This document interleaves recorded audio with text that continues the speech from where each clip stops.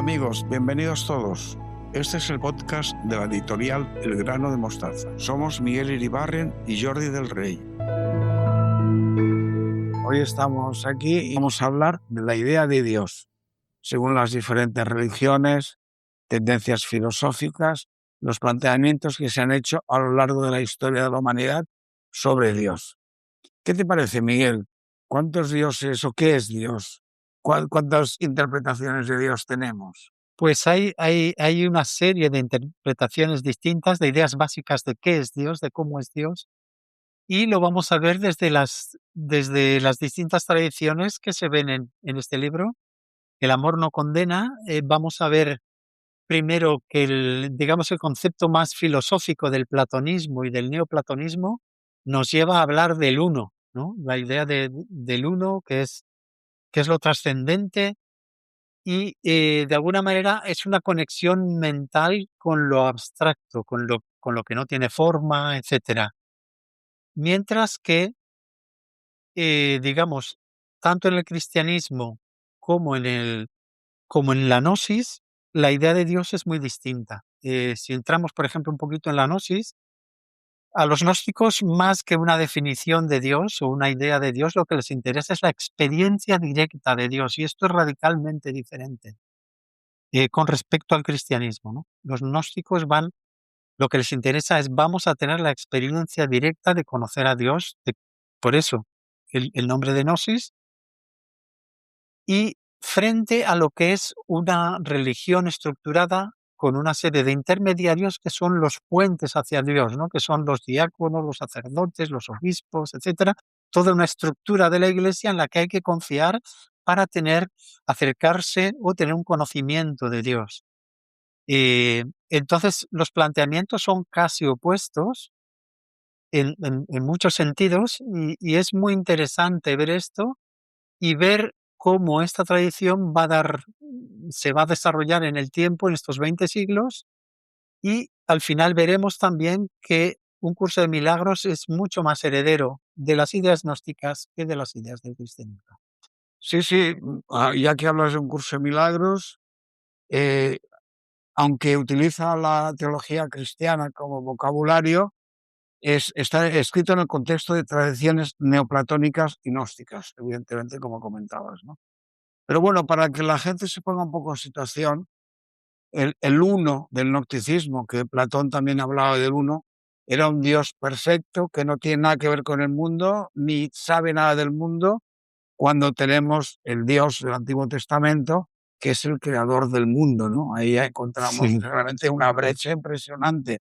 Un Dios que no sabe nada del mundo, porque el mundo no existe, según un curso de milagros, y otro Dios que ha creado el mundo, con todas las consecuencias. ¿Qué te parece esta brecha, Miguel?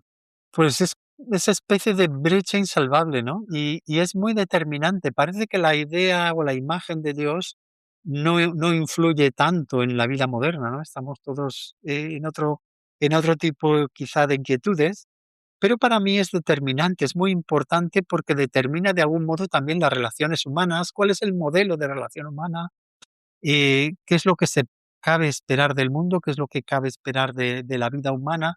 Todo eso viene determinado por la idea de Dios. Y en ese sentido, a mí me parece que hay una gran ausencia en este momento de diálogo sobre Dios, no solo de experiencia de Dios, que por supuesto hay mucho déficit de experiencia de Dios, pero incluso hay déficit de diálogo sobre Dios, de cuál es la imagen de Dios, cuál es la idea de Dios que parece más plena, más completa. Desde luego, yo creo que el planteamiento gnóstico es el planteamiento que apela a la persona práctica, a la persona que quiere hacer un camino espiritual, ¿no? Es conocimiento directo, eh, fusión con Dios, por así decirlo.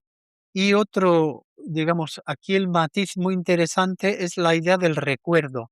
Tanto el curso como los gnósticos hablan del recuerdo de Dios y dicen, cuando ocurrió esa aparente separación de Dios, nos llevamos el recuerdo de Dios, que en el curso se equipara al Espíritu Santo, o al menos Kenneth Wapnick lo equipara con el Espíritu Santo, y es a través de ese recuerdo que está imborrablemente grabado en nuestra mente, cómo accedemos al contacto con Dios, cómo accedemos a elegir a favor de Dios en la mente, ¿no?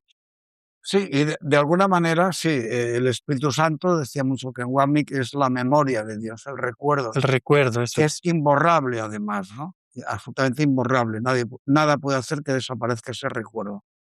Como dice el curso, nunca hemos salido de casa, nunca hemos salido del cielo, continuamos estando allá y estamos soñando que estamos aquí, ¿no? Entonces, al hilo de lo que decías, Miguel, estamos con un Dios que ha creado el mundo y entonces hace que en el mundo crezcamos y nos multipliquemos, como dice el Antiguo Testamento, para perpetuar el mundo, la raza y la creación de Dios. Y sin embargo, los gnósticos, de alguna manera, desprecian el mundo. Consideran el mundo como algo, como es el lugar donde existe el pecado, donde existe el error humano y donde el ser humano comete sus mm, grandes barbaridades, sus mayores defectos, ¿no? Entonces, ¿qué hacemos aquí? ¿Cómo vivimos en el Sí, mundo? en ¿Que el vivimos como nos dice el uno, que es el Dios que nos ha de este mundo, o vivimos como nos dice el Dios del Antiguo Testamento, que nos tenemos que crecer, multiplicados y perpetuar la raza y el mundo? ¿Qué hacemos? Aquí hay una historia muy, muy interesante, en el sentido de que los gnósticos tenían otro discurso completamente distinto sobre Dios. Ellos decían, Dios es el Dios bueno, y el demiurgo, el Dios creador, no es el Dios bueno. Es como una versión inferior de Dios. Y esto es muy interesante porque de algún modo lleva a concluir que dentro de la divinidad hubo una tensión. Y ellos lo describen de la siguiente manera.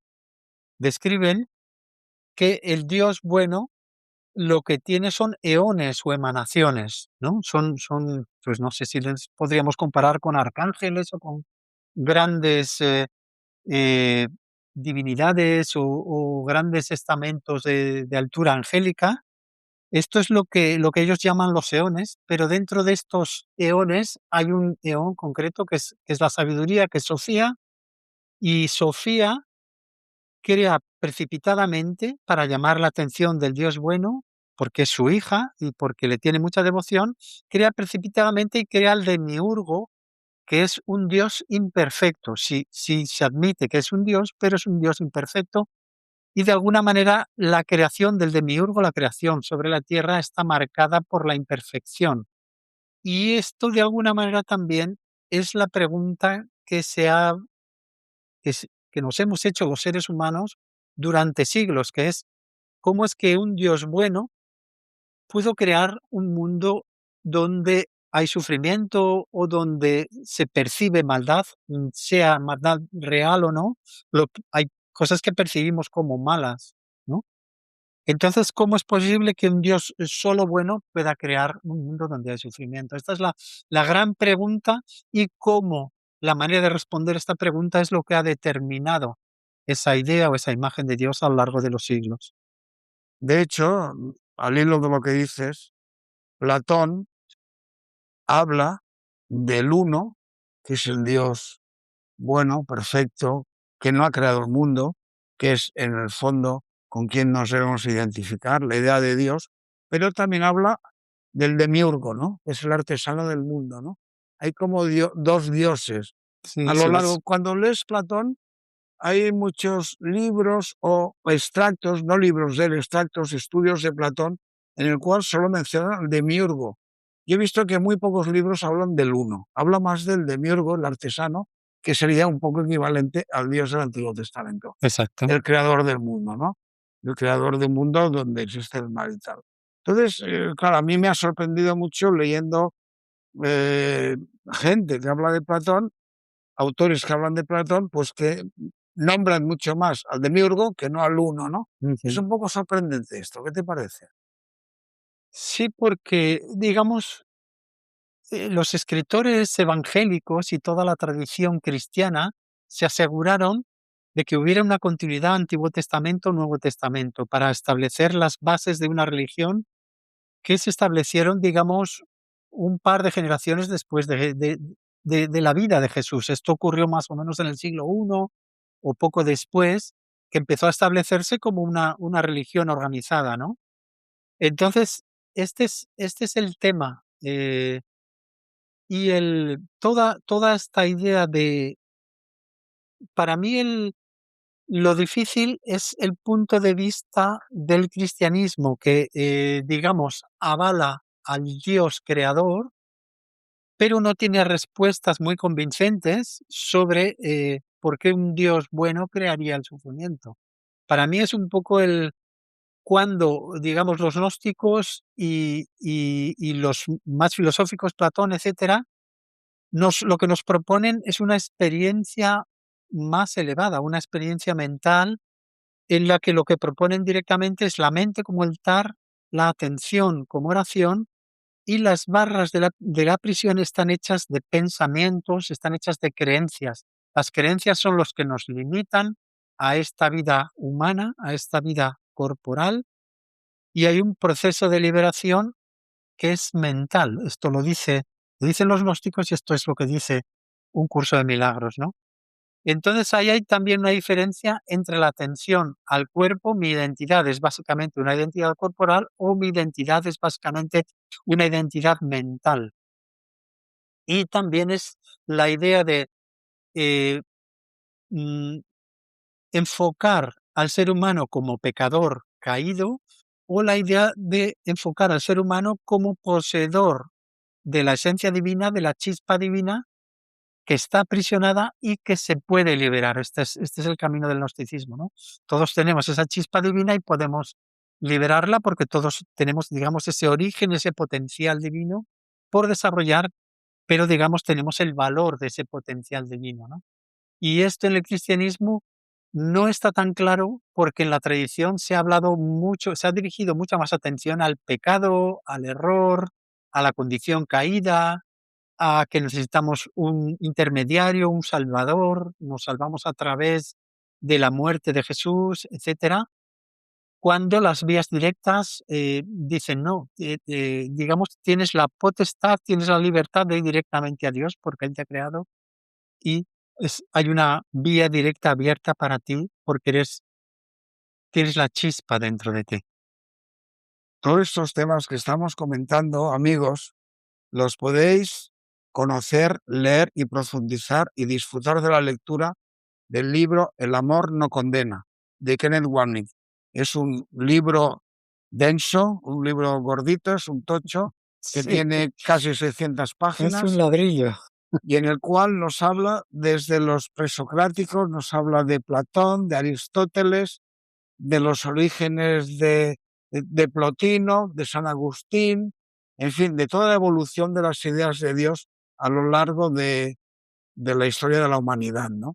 Es muy interesante. Nos habla también de dualidad frente a no dualidad. Nos habla, evidentemente, cuando Dios es no dual. Aquí es otro tema que podríamos hablar un poco, Miguel, que es realmente el uno sería no dual, y en cambio el demiurgo, el que ha creado el mundo, es un Dios dual, ¿no? Sí, es un Dios dual en la medida que hay creación y creador, ya esto es dualidad. Claro. Y hay un detalle que me gustaría remarcar que me parece muy interesante, y es que, prácticamente, todos los primeros cristianos, los primeros grandes filósofos cristianos, todos son platónicos al mismo tiempo. Platón es una influencia enormemente poderosa en toda la filosofía, incluso en la religión occidental. Tanto San Agustín como Clemente, como Orígenes, todos eran platónicos, Plotino, etcétera. Entonces, es interesante la huella que deja Platón en toda la cultura occidental y que todavía, reverbera en nosotros, ¿no? Que todavía nos toca, todavía está presente, y por eso esa figura descollante, digamos, en nuestra tradición, que es muy interesante. Y de hecho, Kenneth Wapnick, el autor del libro, es una de las recomendaciones que hace, ¿no? Acabo de leer una cosa de ella donde dice: yo he estudiado a yo he estudiado a mi Platón, ¿has estudiado tú a tu Platón? O sea, nos provoca, porque de alguna manera mirar a Platón aclara muchas cosas. Platón es muy profundo, es muy claro y dice cosas muy potentes, ¿no? Como la diferencia entre apariencia y realidad. Lo que vemos, lo que dan los sentidos es la apariencia y hay una realidad debajo. Esto es lo que apunta hacia la no dualidad, ¿no? Y el mundo evidentemente es dual porque nos presenta una apariencia, pero se puede atravesar esa apariencia e ir a la esencia. Siempre, digamos, en la filosofía ha estado presente esta tensión entre esencia y existencia entre los que quieren subir al cielo y los que quieren bajar el cielo a la tierra. Digamos que son las dos grandes tendencias, ¿no? Y, digamos, en un famoso libro de Ken Wilber, que se titula así, Sexo, Ecología y Espiritualidad, que tuve la suerte de traducir también, se habla de toda esta corriente ascendente hacia Dios, de toda esta corriente descendiente que quiere bajar el cielo a la tierra, pues en nuestros tiempos modernos serían más como Aurobindo, grandes filósofos evolutivos, ¿no? O Teilhard de Chardin, etcétera. Que sería casi un intento de contaminar el cielo, ¿no? Bajar el cielo a la tierra, ¿no? Sí, yo creo que hay esa tensión o esa batalla se sigue librando, ¿no? Porque hay como hay un profundo deseo de divinizar la vida humana, que es muy natural, es muy potente también, ¿no? Sí, sí. Y aparece una y otra vez. Sí. Es interesante, en el epílogo del libro este que os comentábamos, de Ken Wapnick, El amor no condena, en el epílogo, Ken Wapnick escribe lo siguiente: una de las principales motivaciones para escribir este libro ha sido establecer la integración de estos dos caminos, dos puntos, una metafísica no dualista junto con la experiencia dualista que tenemos aquí en el mundo, e ilustrar que un curso de milagros proporciona ese terreno medio del que habla Jonás, una enseñanza filosófica que hace plena justicia tanto a nuestra experiencia dentro del mundo físico como a nuestra conciencia de una realidad que trasciende totalmente la experiencia que tenemos aquí. En este sentido, se ha instado al lector a que no cambie el curso y a que, buscando crecer en su visión, lo acepte en sus propios términos para entender el regalo que ofrece. Por último, podemos hablar del curso como el gran camino medio, del tercer camino de Jonás, que se aleja del doble peligro de una metafísica irrelevante y poco práctica por un lado, y de las aplicaciones prácticas superficiales e infundadas por el otro. Al combinar ambas vías, un curso de milagros forja una espiritualidad para nuestros días. Yo Creo que creo no hay mucho más que añadir, más que agradecer su erudición y su buen hacer a Kenneth y también su práctica y todo el legado que nos ha dejado. Pues nada, muchas gracias, amigos. Seguimos. Hasta la próxima. Hasta pronto, gracias.